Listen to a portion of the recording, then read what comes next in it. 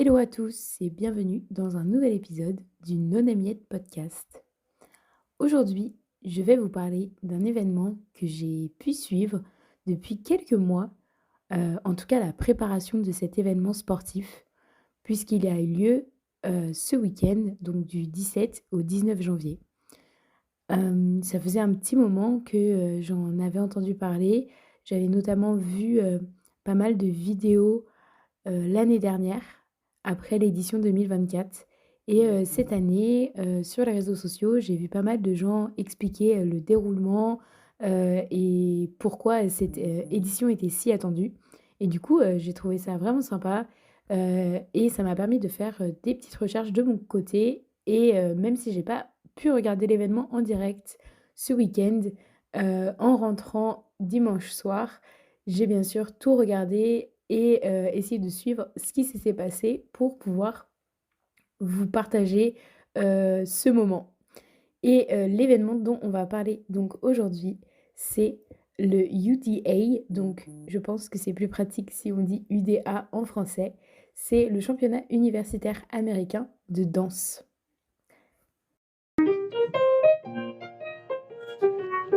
Whoa, oh, oh, da-da-dum, bidi-bow.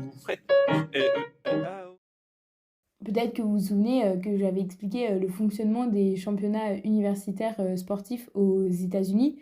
C'est un très très gros concept, puisque on sait l'importance du sport aux États-Unis et dans leur éducation, et ça jusqu'à l'université. Donc ils ont beaucoup de championnats, et dans certains cas, les championnats universitaires sont en fait les plus gros championnats nationaux qui existent. C'est le cas pour la danse, parce que c'est un sport un peu spécifique, puisque pour être professionnel de danse, en fait, on ne fait plus de compétition sportive. On accompagne des shows, ça devient plus du divertissement. Et là, on est professionnel. C'est un peu plus compliqué de vivre de la danse en tant que sport, c'est-à-dire en tant que compétition sportive et rencontres sportives, etc. Cette information vous permet peut-être de comprendre que l'ampleur de ce championnat, donc depuis l'année dernière, ce championnat, il est qualifié du Super Bowl de la danse. Donc ça vous donne aussi un peu une échelle pour ce que ça représente dans ce milieu et aux États-Unis. Donc c'est un événement qui est diffusé en live sur Varsity TV, qui avait lieu donc le week-end dernier, donc du 17 au 19 janvier. Et actuellement, vous pourrez retrouver plein de vidéos sur YouTube, notamment sur une chaîne qui s'appelle Holy Goff. Donc, je dois être quelqu'un qui met les vidéos comme ça. Mais je pense que vous pouvez retrouver partout sur TikTok même. Il doit y avoir plein de vidéos. Enfin, moi, je vois beaucoup de vidéos sur TikTok. Donc, vous pouvez retrouver les équipes que je vais mentionner sur Internet pour voir un peu les prestations qu'ils ont fait. Et j'espère que je vais vous donner envie d'aller regarder parce que franchement, j'ai été vraiment hyper impressionnée. Et cet événement, il m'a vraiment intriguée pour plusieurs choses. Mais avant de commencer et de vous expliquer pourquoi ça m'a vraiment intriguée, peut-être que c'est un peu nécessaire de expliquer toutes les catégories, tous les types de danse qu'il peut y avoir, parce que c'est aussi hyper intéressant, je pense, de comprendre la variété que propose cette compétition. Bien sûr, il y a des épreuves phares, il y a des catégories phares, et c'est à ça qu'on va s'intéresser pendant presque tout ce podcast. Mais je pense que c'est aussi important de parler des autres parce que c'est tout aussi impressionnant. Donc, comme je l'ai un peu mentionné au tout début, en fait, cette compétition de danse, elle s'appelle UDA, et en même temps, il y a le UCA, et tous les ans, elle se déroule à Disney World, Orlando, en Floride. Et en fait, elle regroupe plein de catégories. Donc, il va y avoir les danses cheerleading, enfin qui vont être vraiment du pur cheerleading avec du, du cheer, enfin globalement. Et ensuite, il va y avoir aussi tout ce qui est spectacle mascotte, acrobatie, enfin voilà. Elles sont aussi divisées avec des niveaux, donc division 1, division 1A. Et ça, c'est la même chose en danse. Et donc en danse, on va avoir 3 types de danse: le jazz, le hip-hop et le pom. Pour chaque catégorie de danse, style de danse, euh, lors de la compétition UDA, on va représenter 3 divisions. Donc, il y a une section Open, la division 1 et la division 1A, qui est la première division, c'est les meilleurs. Et donc, vous aurez compris, les catégories phares du championnat UDA-UCA, c'est les championnats, enfin, c'est la compétition de division 1A jazz, division 1A pom et division 1A hip-hop. Même si je vous dis ça, c'est les compétitions phares, mais dans les compétitions phares, il y a encore une qui est d'autant plus emblématique. Donc, pour commencer, je voudrais parler des divisions 1A hip-hop parce que c'est la plus simple à comprendre, je pense. Ce qui est assez intéressant pour cette catégorie, cette compétition, c'est qu'il y a des favoris. Euh, il y a 3 favoris, on va dire, qu'on retrouve régulièrement en haut du classement. Et après, il y a des équipes un peu random et qui changent tous les ans. Donc, les favoris, c'est l'université de Memphis, l'université du Nevada et l'université de San Diego, pardon.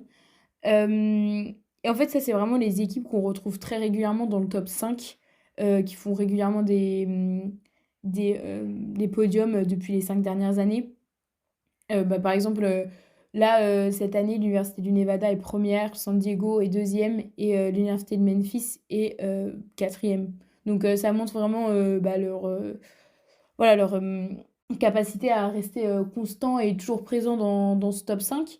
Mais après, sinon, c'est vraiment très varié, les équipes. Et du coup, ça, je trouve ça assez intéressant parce que ça veut dire que, bon, même s'il y a 3 équipes leaders, elles sont pas nécessairement 1, 2, 3. Enfin, elles ne monopolisent pas toujours le podium, en fait. Et du coup, je trouve ça hyper intéressant parce que ça veut dire que tout peut être chamboulé d'un coup. Et tous les ans, en fait, elles sont poussées à faire mieux. Donc, que ça soit ces 3 équipes leaders, mais aussi tous les autres challengers, entre guillemets, parce qu'il y a vraiment une chance. Donc, ça, je trouve que c'est hyper bien parce que ça permet aussi de faire évoluer rapidement les sports parce que tous les ans, il y a une très grosse motivation parce qu'il y a une vraie chance de gagner. Ce qui n'est pas forcément le cas pour le jazz et le pom. Pourquoi? Parce que depuis très très longtemps, il y a une rivalité intense entre 2 universités. La première, c'est l'Ohio State University. Donc on va l'appeler OSU pour des questions de praticité. Et l'université du Minnesota qu'on va appeler U of M. Et en fait, ces deux universités, ces 2 équipes sont extrêmement fortes en jazz et en prom. C'est-à-dire que j'ai pas réussi à avoir les autres résultats avant 2021. Donc là, j'ai les résultats de 2021 à 2025. Et pour vous dire, à chaque fois, il y en a un qui est premier et l'autre qui est deuxième. Pour les 2 compétitions, genre pour jazz et pom. Enfin, c'est vraiment perturbant, quoi. Et, et du coup, il y a une réelle rivalité parce que c'est tout le temps eux qui ont les 2 premières places. Donc c'est comme si un peu il y avait un concours au sein du concours. Et c'est hyper intéressant à regarder. Et surtout, c'est tout le temps hyper, hyper proche. Euh, et genre, à chaque fois, la première, elle gagne de presque moins de 1 point sur 100, quoi. Donc pour vous dire à quel point le niveau et l'écart est infime. Enfin, le niveau est énorme et l'écart entre les 2 équipes est vraiment minuscule. Donc, hyper impressionnant. En tout cas, en 2021, OSU, premier en jazz, premier en pom. 2022, OSU, premier en jazz, premier en pom. Donc, vraiment là, pendant 2 ans, et même peut-être plus du coup, il y a eu une... Enfin, il mène sur les 2, quoi. Et là, 2023, revirement de situation, puisque le Minnesota gagne les 2 aussi. Et c'est en 2024 que là, égalité parfaite, l'OSU gagne la compétition de jazz et U of M gagne la compétition de pommes. Et du coup, bah, eux, ils sont un peu frustrés. Genre, chacun, ils sont en mode, bah, on en a eu un, c'est cool, chacun a gagné, mais en fait, eux, ce qu'ils veulent, c'est vraiment gagner les deux. Donc, gros enjeu en 2025. Et cette rivalité a été d'autant plus remarquée sur les réseaux sociaux et bah, intense depuis l'année dernière, donc au championnat de l'année dernière. Et je vais vous expliquer pourquoi. Whoa, oh, oh, da-da-dum, ba-da-bow. Rappelez-vous, il y a quelques années, en 2023, il y a 2 ans maintenant, presque, il s'est passé un petit truc. On faisait la comparaison avec le Super Bowl un peu plus tôt dans le podcast. Et ben en fait, il y a une situation super bowlesque qui se passe depuis l'année dernière. En 2023, on assistait à la première fois de l'histoire où deux frères allaient s'affronter durant une finale du Super Bowl. Donc les frères Kelsey, qu'on embrasse bien sûr. Qui s'affrontaient. Et bien en fait, depuis l'année dernière, deux sœurs font partie respectivement de l'équipe OSU et U of M. Et, euh, et quelles sœurs elles sont. Donc je vais vous expliquer un petit peu parce qu'en fait c'est aussi bah, pour ça qu'il y a un tel engouement. Donc ces sœurs, elles viennent du Minnesota et elles ont commencé à danser bah, vraiment quand elles étaient très très jeunes dans le studio de leurs arrière-grands-parents, dans leur studio de danse de la famille en fait. Et bah, du coup, logiquement, elles ont commencé à faire des compétitions, à danser ensemble, que ça soit bah, en faisant des duos, mais aussi en dansant ensemble en équipe. Et elles se sont affrontées qu'une seule fois auparavant en solo. Et c'était donc la plus vieille, Ellie, qui avait gagné. Mais Ava, la cadette, avait dit que elle a gagné de rien parce qu'elle a gagné de 0,5 points. Donc ça compte pas vraiment. Et elles ont participé ensemble à l'émission World of Dance en duo. Donc je sais pas trop si vous voyez quelle est cette émission. C'est une émission américaine avec des juges spécialistes de la danse. Donc je sais qu'à un moment donné, il y avait Jennifer Lopez par exemple en juge, mais surtout il y avait les Twins. Donc bah, je pense que vous voyez qui sont ces danseurs. Donc c'est deux frères jumeaux français, il me semble. Et du coup, bah, elles avaient participé à cette émission et elles ont terminé troisième. Donc en fait, déjà, elles ont eu une assez large exposition et donc elles ont aussi bah, elles ont été connues du grand public par cette émission. Elles ont aussi participé à d'autres shows suite à ça. Donc ça a vraiment participé à leur médiatisation aussi. Et bah, pour la petite histoire, elles ont vraiment grandi ensemble parce que bah, comme elles s'entraînaient ensemble, elles passaient littéralement leur vie à deux, quoi. Et donc la plus grande, Ellie, de base, elle voulait pas continuer les études sup après. Elle voulait directement aller à New York ou à Los Angeles pour commencer sa carrière. Mais bah, il y a eu la pandémie et du coup, bah, comme il y a eu une grosse insécurité autour de l'industrie du divertissement parce que c'était en pause, bah, aller et commencer sa carrière directement après le lycée, c'était un peu tendu, quoi. C'était un peu trop risqué. Donc, bah, elle a commencé à rencontrer des équipes de danse universitaires. Et bah, il s'est trouvé qu'elle s'est sentie hyper bien à OSU. Et honnêtement, enfin, franchement, vu le niveau de la danseuse, je pense que c'est plus elle qui a choisi l'université que l'inverse, ce qui est assez rare aux États-Unis. Et en fait, c'est un peu le même cas de figure pour Ava, parce que elle aussi, elle voulait partir directement. Et en fait, pour Ava, 2 ans après, euh, c'était un petit peu la même chose. Elle voulait partir à Los Angeles ou à New York pour commencer sa carrière.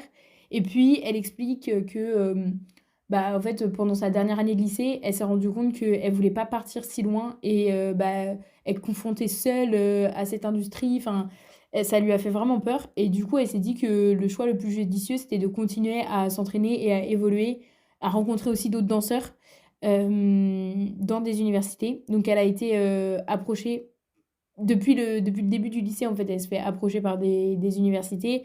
Ça l'a jamais intéressée, mais du coup, en dernière année, elle a commencé à prendre la question sérieusement. Et donc, elle a été recrutée par OSU et l'université du Minnesota. Et bah, finalement, bah, elle a décidé de rester au Minnesota pour justement, c'était dans le même contexte, de vouloir rester là où elle est et pas s'éloigner trop. Et donc, bah, c'était la première fois qu'elles ont intégré des équipes rivales. Et donc, Ellie à, est à OSU et Ava est à U of M. Et du coup, l'année dernière, c'était la première fois qu'elles s'affrontaient réellement dans une grosse compétition et une compétition majeure entre elles, quoi. Enfin, voilà. Et ça a aussi été le cas cette année. Et donc, en fait, comme elles étaient assez connues sur les réseaux sociaux et qu'il y avait déjà une rivalité entre ces deux grandes équipes, bah, en fait, ça a nourri l'histoire. Ça a fait vraiment un storytelling et donc ça a encore plus été diffusé sur les réseaux sociaux. Donc, il y a plein de gens qui s'y sont intéressés. Et en fait, ça a continué encore cette année parce que bah, elle aussi, elle donne du contenu aux gens qui les suivent. Et bah, tous ceux qui s'y sont intéressés l'année dernière, on continue à s'y intéresser cette année. C'est très dur à dire cette phrase, je m'en excuse. Donc voilà. Et en fait, bah, leur histoire, ça a vraiment permis de développer encore plus cette médiatisation sur les réseaux sociaux. Et voilà quoi. Donc en fait, les deux, comme j'ai dit, elles font les trois compétitions, comme j'avais expliqué, elles font les trois compétitions jazz, pom et hip-hop. Euh, OSU et U of M, elles sont pas vraiment reconnues comme étant des favoris du hip-hop. Donc bah, voilà, concouraient toutes les deux pour notamment le titre de pom et de jazz. Donc l'année dernière, Ellie a gagné le jazz et Ava a gagné le pom. Le jazz reste quand même la catégorie emblématique et donc je vais vraiment plus détailler ce qui se passe dans cette catégorie. Donc ce qu'il faut bien comprendre, et je pense que là tout le contexte que j'ai donné vous permet de bien le comprendre, c'est qu'il y a vraiment deux équipes. Enfin, avec tout ce truc de médiatisation sur les réseaux sociaux, etc., il y a vraiment des gens qui sont en mode, dans la vie, t'es soit team OSU, soit team U of M. Genre, t'as pas le choix, quoi. Et, euh, et en fait, ce qui est assez étonnant, c'est que ces deux équipes, elles sont au top, mais elles se différencient vraiment. Dans la danse, ce qui est un débat récurrent depuis que la danse a commencé, c'est est-ce qu'on favorise la technique ou est-ce qu'on favorise l'interprétation. Donc déjà, avant que je parte dans le détail, ces deux équipes ont l'interprétation et la technique. Elles sont à ce niveau-là pas pour rien. Il n'y en a pas une qui manque l'un des éléments. Mais elles ont leurs atouts à elles. U of M a plutôt l'habitude d'offrir des prestations qui sont vraiment ultra techniques. Et OSU, eux, c'est vraiment plus sur la théâtralité, la chorégraphie originale. Enfin oui, c'est vraiment de la théâtralité, l'histoire. En fait, il y a une très grosse, un très gros highlight du storytelling dans les chorégraphies de OSU. Et donc, le match de l'année dernière entre les deux équipes bah, a été ultra suivi.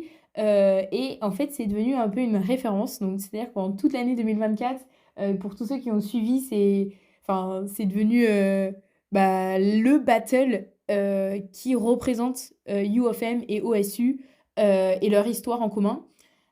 Pour vous dire, c'est tellement été iconique qu'il y en a qui ont fait des costumes d'Halloween genre avec quelqu'un avec le costume OSU et l'autre avec le costume U of M. Aussi un son TikTok qui a été créé en mélangeant les deux musiques des équipes de leur prestation de l'année dernière. Donc OSU avait dansé sur My Way de Frank Sinatra, donc vraiment un classique de la danse. Et U of M avait dansé sur Dream On d'Aerosmith. Et en fait, c'est eux que j'ai découvert. L'année dernière, donc, je suis tombée sur la vidéo de Dream On et franchement, bluffée. bluffée. C'est devenu mon Roman Empire. Je connaissais la musique, mais genre en regardant la Corée, je sais pas, je l'ai redécouvert cette musique. Et genre maintenant, je l'écoute régulièrement, quoi. Enfin, alors que pourtant, c'est pas une musique. Enfin, genre, tu te dirais pas, oh tiens, je vais écouter Dream On d'Aerosmith. Mais en fait, si. En fait, si. Enfin, voilà. Et surtout, il y avait une séquence de tours énorme. Enfin, vraiment, ouais, je suis impressionnée. Le fait que ce soit les meilleurs, les autres équipes, elles s'inspirent de ces deux universités. Donc cette année, par exemple, on a pu voir que beaucoup d'équipes se sont inspirées de OSU et ont repris des classiques. Et le truc, bah, c'est que, enfin, c'est un peu anecdotique, mais moi, ça me fait rire parce que je me dis, en fait, il y a tellement un gros impact qu'en fait, chaque année, on essaye de les copier, quoi. Et mais en vain, parce que ça marche plus après. Et du coup, bah, bien sûr, eux, OSU, c'est pas ce qu'ils ont fait. Ils se sont démarqués et ils ont performé sur une musique de film du Moulin Rouge, la musique de clôture, je pense. Je suis pas sûre de ça, mais c'est l'une des musiques du film. Sauf que, bah, du coup, pendant les demi-finales, il y a eu une petite déception parce qu'ils ont loupé leur séquence de tours. Et du coup, bah, les gens, ils étaient un peu en mode, bah, ouais, bof, ok, bah, un peu déçus. Alors que c'était génial. Genre, ils étaient quand même deuxième des demi-finales. Du coup, pour vous dire, genre, limite, ça a fait polémique et tout. Alors que bah, c'était quand même trop bien, quoi. Donc, voilà. Et, euh, et d'ailleurs, je parle souvent des séquences de tours parce qu'en fait, je pense que c'est un passage qui est imposé dans les chorégraphies de jazz. Et bah, c'est en fait aussi sur ça que se base parfois bah, le classement, en fait. C'est tellement mythique et c'est tellement des figures qui sont compliquées à réaliser, euh, niveau technique, mais aussi niveau synchronisation, que bah, des fois, presque la danse entière enfin, se joue sur cette séquence. Et, euh, et du coup, bah, ils ont réussi à modifier cette séquence pour la finale et elle a été parfaitement exécutée. Du coup, ils ont réussi à gagner. Et en fait, c'est hyper marrant parce que bah, ils l'ont vu sur les réseaux sociaux que tout le monde les avait genre shame pour la demi-finale. Et à l'interview, genre post-palmarès, post-récompense, quelqu'un a interviewé Ellie Wagner et on lui a demandé est-ce qu'il y a un moment donné dans votre choré à la finale, vous êtes dit ça suffit pour remporter le titre? Et elle a dit The turn section. Genre, elle a parlé des tours, et du coup, bah, c'était un peu un genre fuck à tout le monde, en mode, bah, vous nous avez grave lynché parce qu'on n'a pas réussi, mais genre, en vrai, là, on a gagné parce qu'on a slay à la finale, et c'est tout ce qui compte. Donc voilà. Et donc, vous l'avez compris, bah, l'université de Minnesota n'a pas réussi à prendre sa revanche en jazz.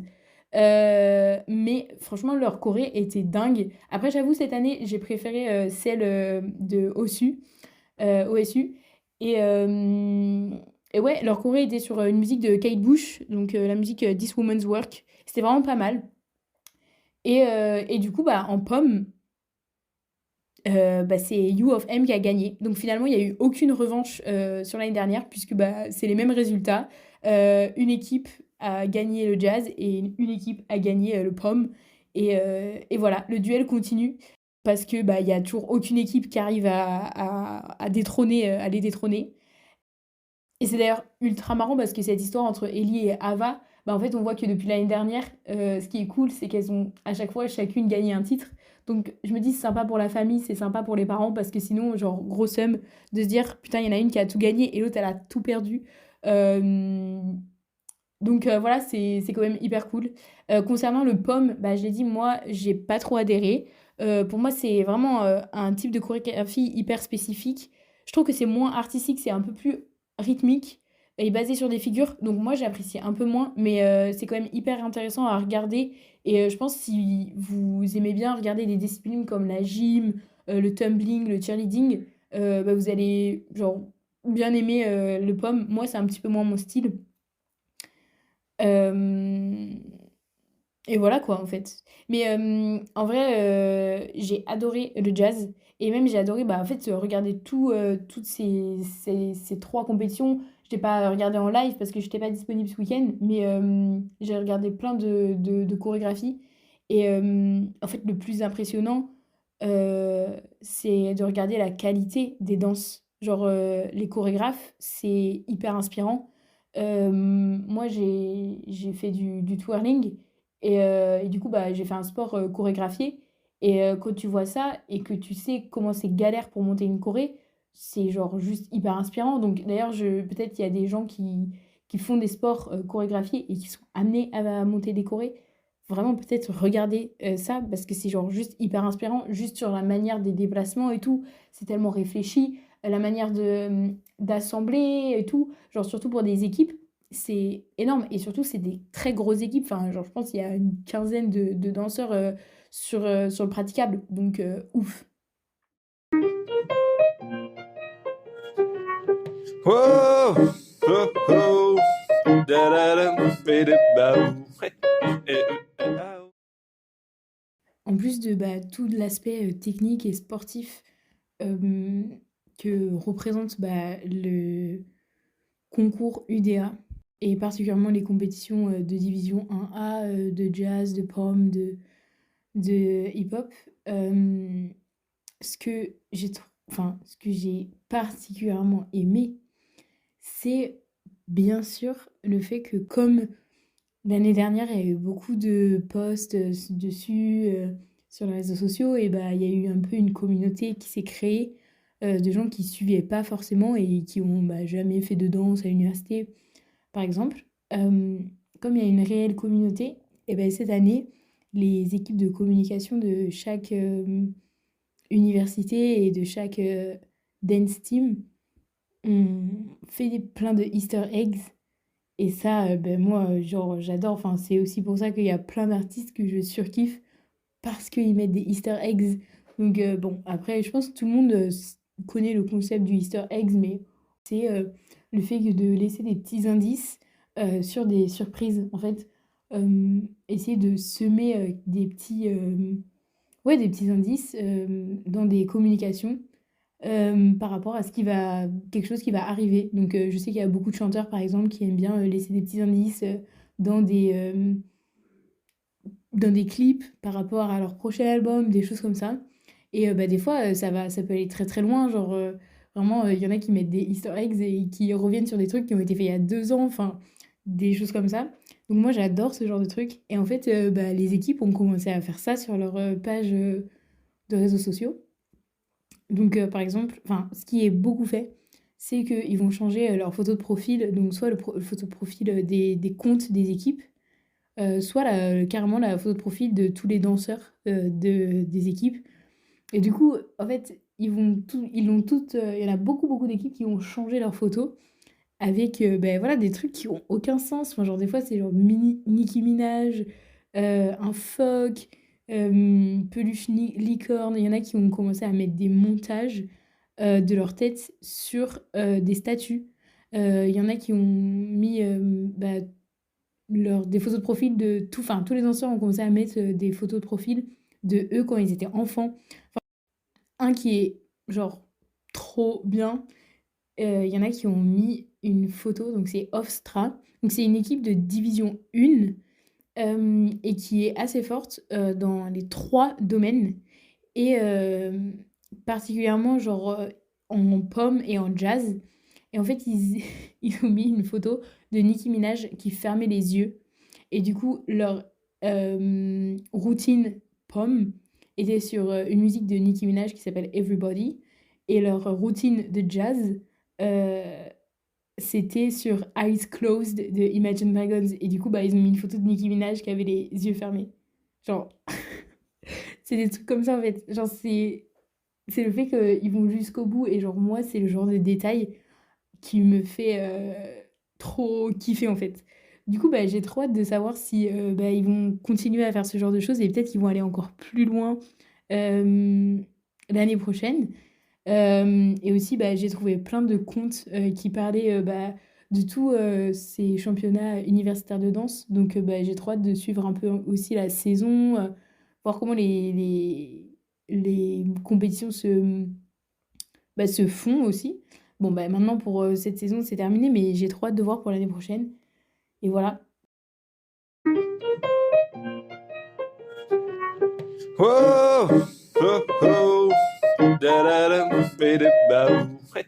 Hey, oh.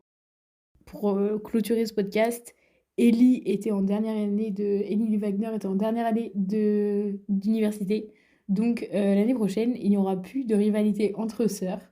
C'est fini, mais bah, en fait, j'ai quand même hâte de suivre comment ça va se passer bah, entre U of M et OSU. Euh, Est-ce que bah, ils vont continuer à se partager les titres? Est-ce qu'il y a une autre université qui va arriver et qui va un peu rebattre les cartes? Et même question hip-hop, bah, j'ai un peu hâte de savoir comment ça va se passer.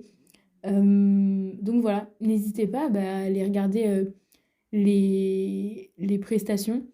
Je pense que vous avez juste à taper UDA 2025 sur Google ou bien genre même sur tous les réseaux sociaux. Et je pense que vous devrez tomber sur des vidéos. Bah moi, je vous encourage, enfin personnellement, je vous encourage à aller regarder les deux danses routines jazz de U of M et OSU de l'année dernière. J'ai trouvé qu'elles étaient vraiment excellentes. Celle de l'année, bien sûr. Moi, ma préférée, celle de cette année, c'est OSU. Après, bah voilà, dites-moi pour quel team vous êtes plutôt et bah, si vous préférez hip-hop, pom, jazz. C'est vrai que j'ai pas trop parlé de hip-hop, juste parce que bah, y a un peu moins d'historique croustillant, on va dire. Mais c'est tout aussi bah, divertissant à regarder. Donc n'hésitez pas à checker.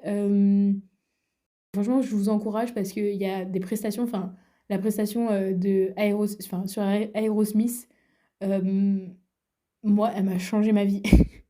Donc voilà, je vous encourage à aller voir. Euh, J'avais fini de enregistrer ce podcast, mais je reviens parce que en fait, j'ai continué à regarder les vidéos et en fait, je pense que j'ai pas été assez claire.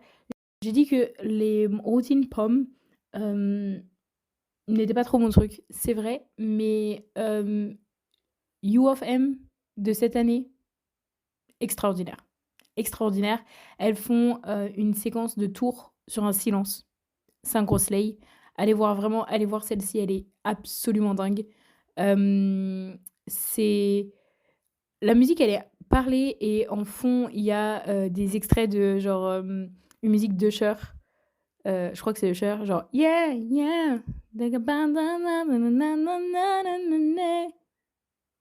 C'est extraordinaire. Allez voir. Voilà, du coup, avant de finir ce podcast, mes petites recommandations, mes petites qu'est-ce que je fais de la semaine, qu'est-ce que je regarde. Euh, Cette semaine, je suis encore l'Open d'Australie. Euh, c'est trop intéressant, vraiment. La saison commence super bien. Ça promet beaucoup de choses.